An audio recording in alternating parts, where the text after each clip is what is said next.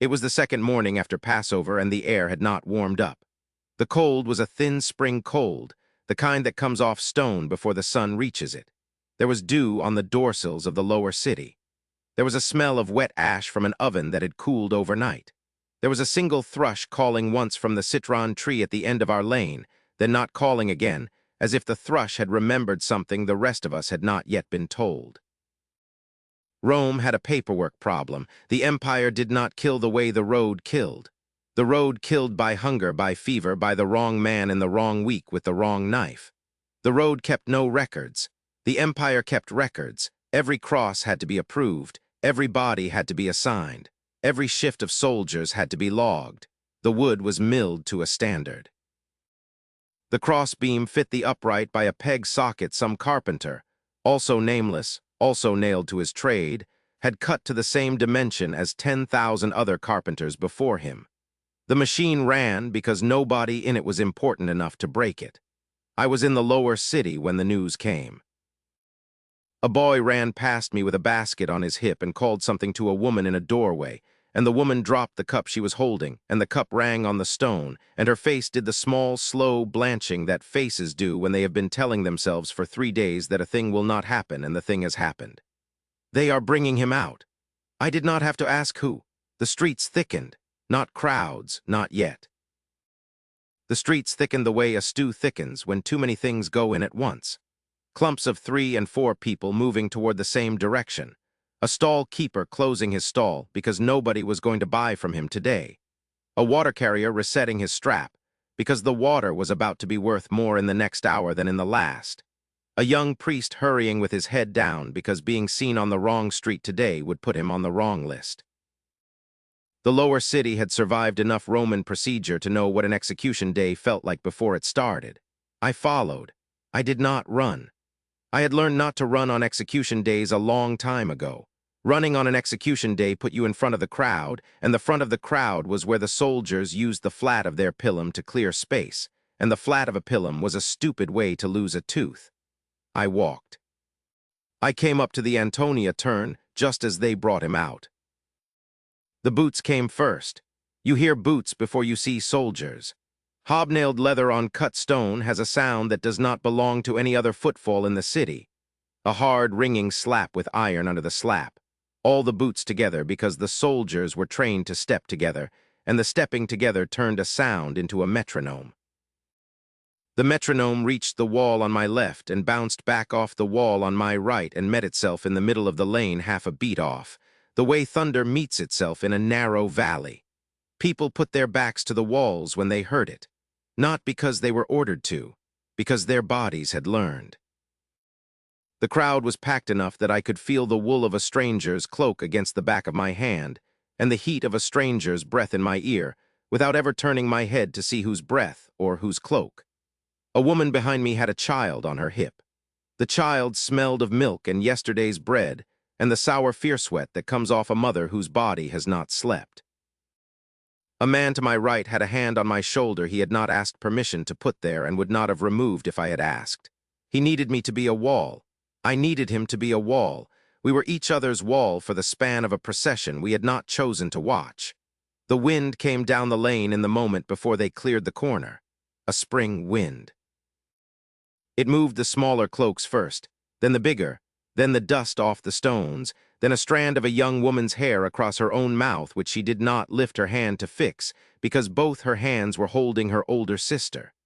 The sister's eyes were the color of the dark, wet stone at the bottom of an unused well.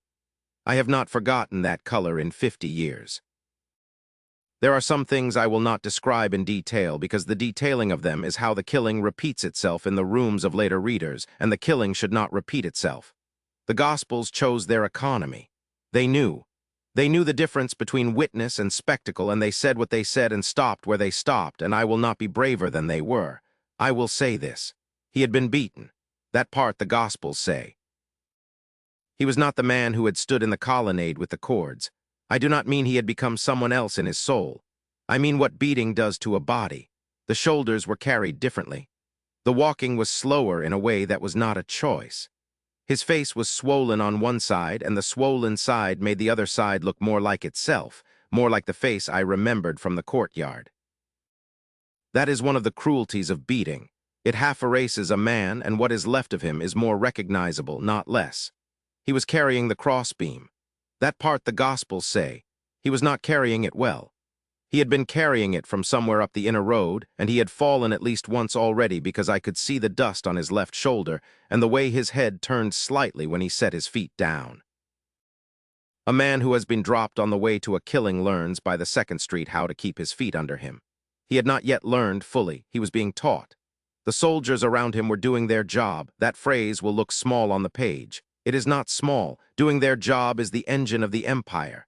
Doing their job means a centurion has a daily list. The list has names on it. The names have crosses next to them. The crossbeam is heavy.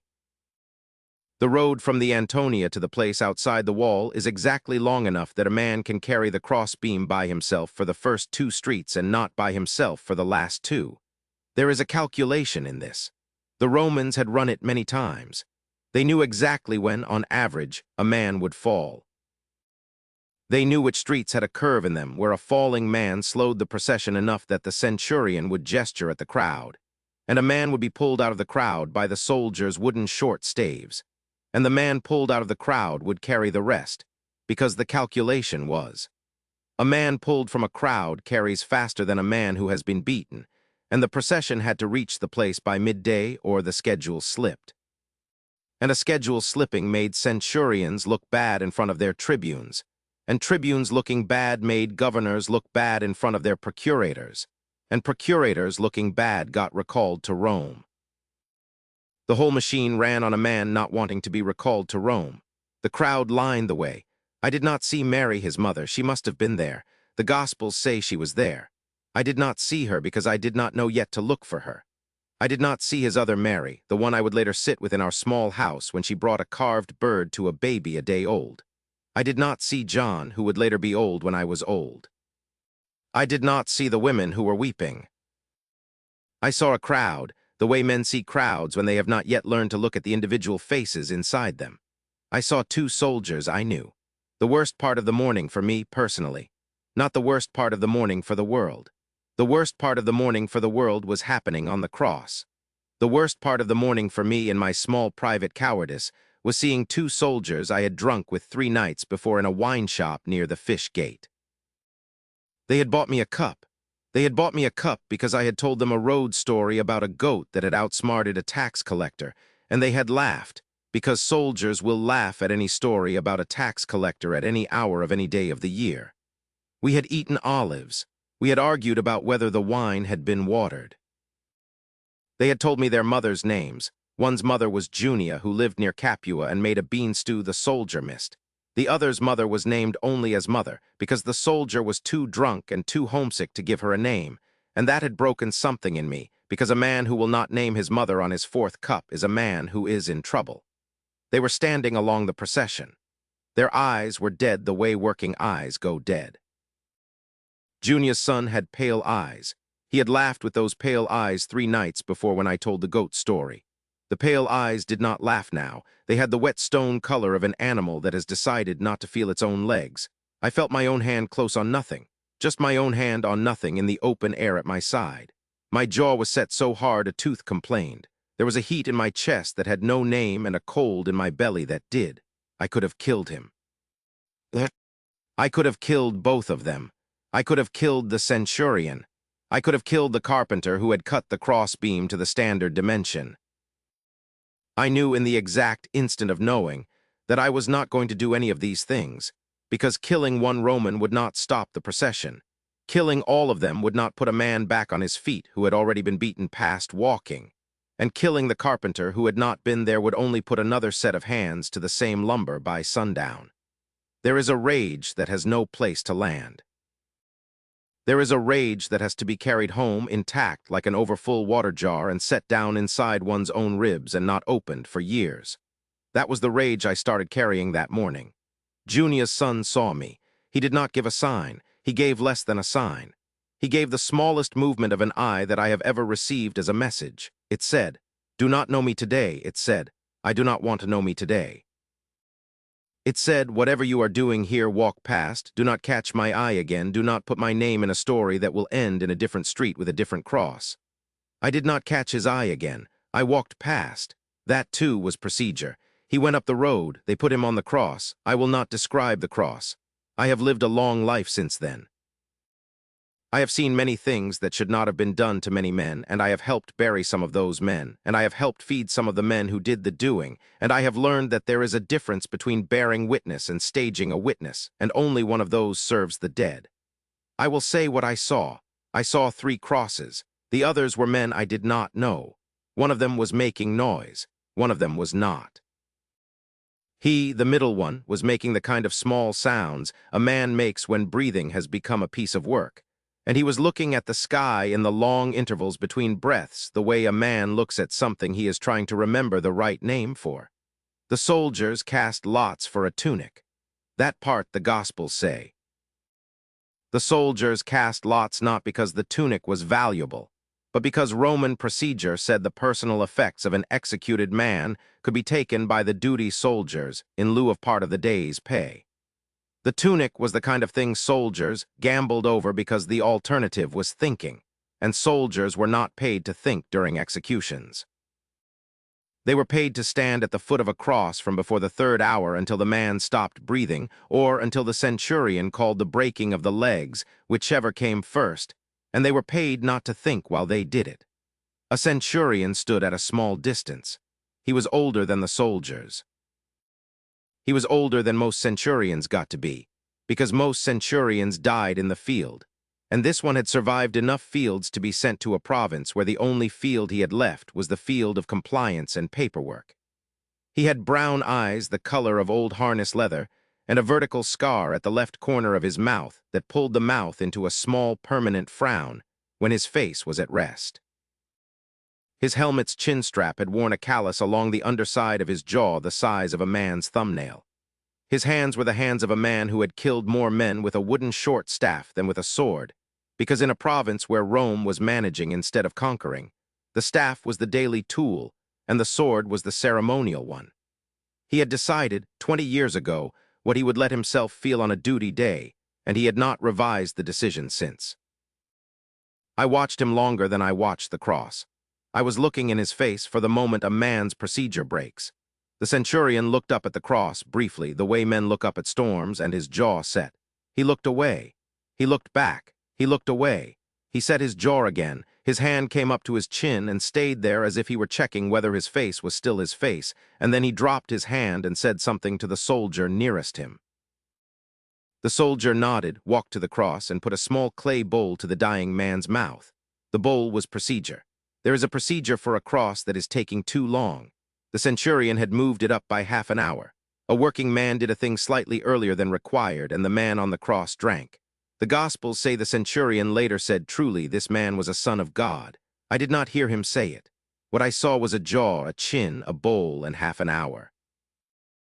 If that is what Son of God sounded like in a Roman soldier's throat that afternoon, I will not argue with the writer who heard it more clearly than I did from a worse vantage. There is more to say about that afternoon. I will not say it here. It is in the rooms after. The crowd had not asked for him. The priests of that morning were divided like any room is divided when men are about to do a thing they will not say out loud at supper. The empire ran its machine. The machine needed wood, soldiers, a centurion's daily list, a road from the Antonia to the place outside the wall, and a body. It got the body. When the body died, the soldiers went home. The centurion went down off the hill. Junia's son did not look at me as he passed. He had drunk water once from his own skin and handed it to a thief and said, "Now you have stolen honestly," and the thief had become a farmer, and the farmer was on the hill that afternoon, and the farmer did not stop the procedure. I went down off the hill. Mara was in the lower city. I did not tell her right away. I sat with her in a room with a lamp, and she put her hand on mine, and I did not tell her, and she did not ask, because Mara had learned to read my face before she learned to read mine, and she could see that the thing in my face was a thing that needed an hour before it could be spoken. After an hour, I told her. She did not weep. She said, "We will leave the city in the morning." I said, "Yes." She said, "We will take the bread that is left." I said, yes. She said, I am sorry I did not know him. I said, I am sorry I did. She put her forehead against my forehead. The lamp burned. The body that had been on the middle cross was in a borrowed grave. Somewhere in the dark, a woman who had carried him in her body for 9 months, 30 years before was sitting up against a wall, not sleeping.